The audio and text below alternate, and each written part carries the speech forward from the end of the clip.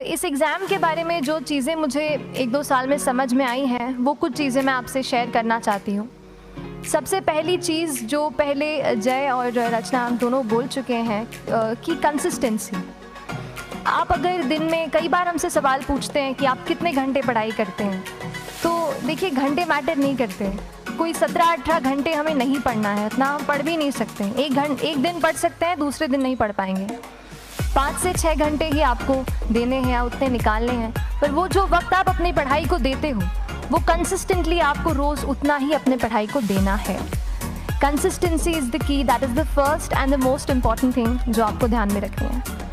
दूसरी चीज़ इस एग्ज़ाम में मुझे लगता है इक्वली इम्पॉर्टेंट है, क्योंकि ये जर्नी लंबी होती है। जैसे एग्ज़ाम ही 1 साल तक चलती है, आप प्रीलिम्स देते हैं, फिर आप मेंस देते हैं, आप इंटरव्यू में जाते हैं पर्सनालिटी टेस्ट के लिए, तो एग्ज़ाम 1 साल तक खुद चलती है। उसके पहले मान लीजिए आप 1-1.5-2 साल पहले से प्रिपेयर कर रहे हो, तो ये जर्नी काफ़ी लंबी रहती है। उस जर्नी में मेंटली अपने आप को मोटिवेट रखना, अपने आप को बूस्ट करते रहना, वो भी इक्वली इम्पॉर्टेंट है। और इसीलिए अपने आप पर भरोसा बेहद ज़रूरी है। You need to have a faith in yourself कि अगर आपने इसमें कदम रखा है, अगर आपने सोचा है कि आप सिविल सर्विस एग्ज़ाम देना चाहते हैं और देंगे, तो आपको ये ठान के उसमें जाना है कि हाँ, मैं ये कर सकता या कर सकती हूँ। ये एक अपना मोटिवेशन, अपने साथ एक फेथ, बिलीफ अपने ऊपर आपको हमेशा रखना है। कमिंग टू प्रेपरेशन की कैसे तैयारी करनी है, बहुत सारी बातें आप सुन चुके हैं कि आंसर राइटिंग में कैसे करना होता है, आंसर राइटिंग का स्ट्रक्चर कैसा होना चाहिए। तो मैं शुरू में सबसे पहले ये कहूँगी कि मेरे प्रिपरेशन का बेस 2 चीज़ें रहीं। पहला था करंट अफेयर्स। करंट अफेयर्स इसलिए मैंने उसको उसी से शुरुआत की क्योंकि करंट अफेयर्स सबसे इंटरेस्टिंग पार्ट होता है। कई बार आपको हिस्ट्री कभी बोरिंग लगेगी, कई बार आपको लगेगा ज्योग्राफी इतना, कभी हर किसी के अपने अपने फेवरेट्स होते हैं। तो मुझे वो 2 सब्जेक्ट्स लगते थे कि यार इतना मन नहीं करता है, लेकिन न्यूज़पेपर्स और करंट अफेयर्स में जो भी नया चल रहा है वो मुझे हमेशा इंटरेस्टिंग लगता था। इंटरनेशनल रिलेशंस में क्या हो रहा है, क्या सोशल रियलिटीज़ हैं, कहाँ क्या हुआ, उसका क्या इम्पैक्ट पड़ेगा एडमिनिस्ट्रेशन पे और हमारे कंट्री पे, तो उसको आप अपना एक बेस बना सकते हो।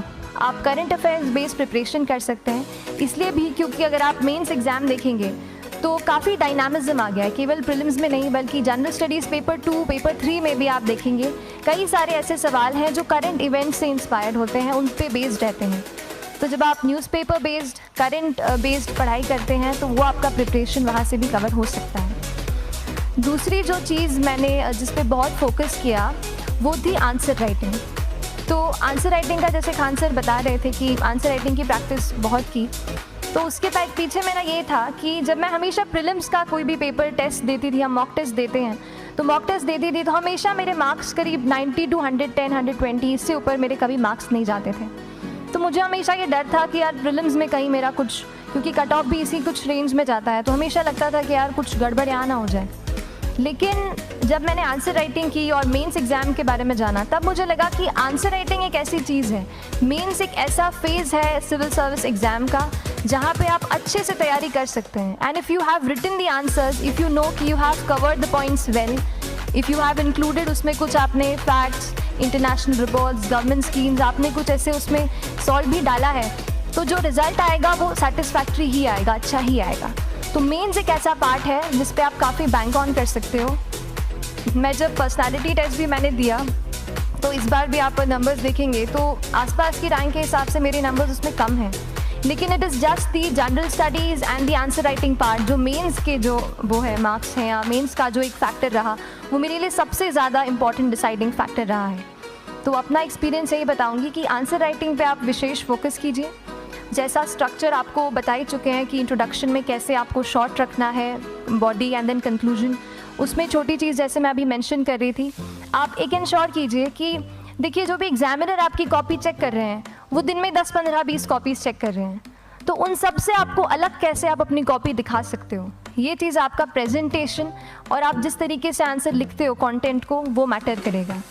आप इंश्योर कर सकते हैं कि आपके आंसर में कुछ फैक्ट्स, गवर्नमेंट की स्कीम्स, कुछ कमिटीज़ बैठती हैं, जैसे एक प्रिवेसी पे justice BN Shri Krishna committee की रिपोर्ट आई है, तो आप मान लीजिए आपको कोई प्रिवेसी पे सवाल आ गया तो आपने उन कमेटी का नाम कोट कर दिया। ऐसे बहुत सारी कमिटीज़ होती हैं। कुछ इंटरनेशनल रिपोर्ट्स आते हैं, वो आप उनको इनके बारे में लिख सकते हैं। इंडिया का मैप आप बना सकते हैं। मैंने सीख लिया था कि 10-15 सेकेंड्स में कैसे जल्दी से मैप बनाना है और उस पर कैसे पॉइंट कुछ करना है, कुछ लोकेट करना है। तो ये कुछ ऐसी चीज़ें हैं जो आपके आंसर्स को एनरिच करेंगी और प्रेजेंटेबल बनाएंगी।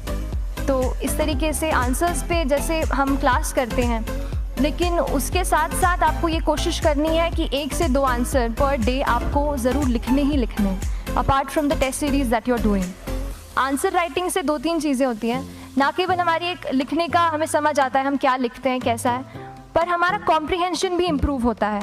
हमें कितना समझ में आया वो भी हमें खुद समझ आता है जब हम आंसर्स लिखते हैं। और इसीलिए आंसर राइटिंग पे आप फोकस कीजिए, 1 से 2 आंसर ज़रूर लिखिए।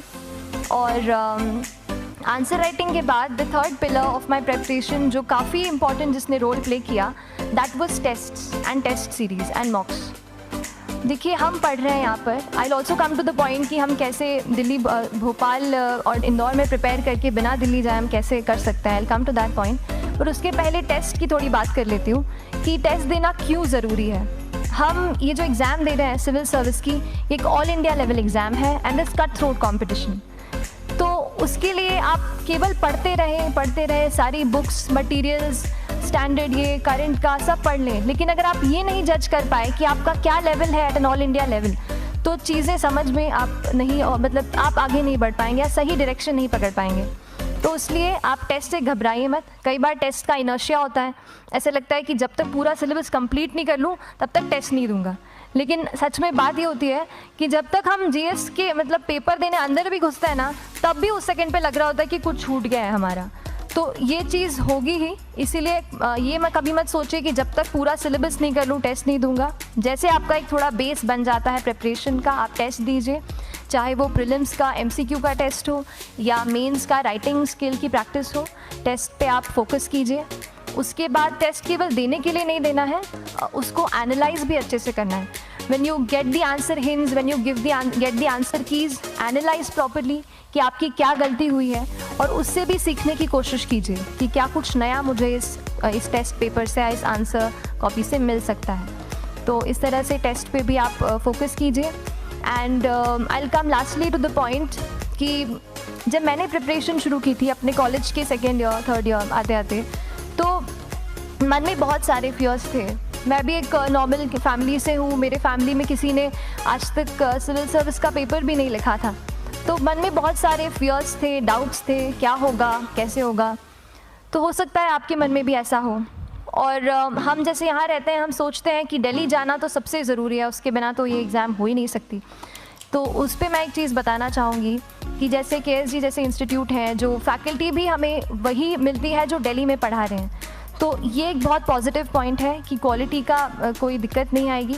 बस एक चीज़ है, आप ज्वाइन करते हैं class, that will only provide you a direction. वो आपका रास्ता दिखा सकते हैं आपको कि इस रास्ते पर आपको चलना है, लेकिन चलना उस रास्ते पे आपको खुद है। You have to work on your own. कभी ये मत सोचिए कि मैं वहाँ नहीं जा पा रहा हूँ तो नहीं हो सकता, यहाँ है, तो हम एक्सक्यूज़ेस बनाते हैं। कई बार चैलेंजेस आते हैं। तो मैंने कॉलेज के साथ प्रिपरेशन की, तो उसमें भी काफ़ी दिक्कत आती थी। कभी कभार कॉलेज की एग्ज़ाम होती थी तो इसमें मैं अपना उतना वक्त नहीं दे पाती थी। तो उस मोमेंट पे फिर प्लानिंग ने मुझे बहुत हेल्प किया कि हम किस तरीके से अपने कॉलेज के एग्ज़ाम के लिए प्लान कर लें। जैसे मैंने इंजीनियरिंग की है और मुझे पता है कि हम इंजीनियर्स 1 महीने से ज़्यादा पहले से पढ़ते नहीं हैं। पढ़ते हैं क्या?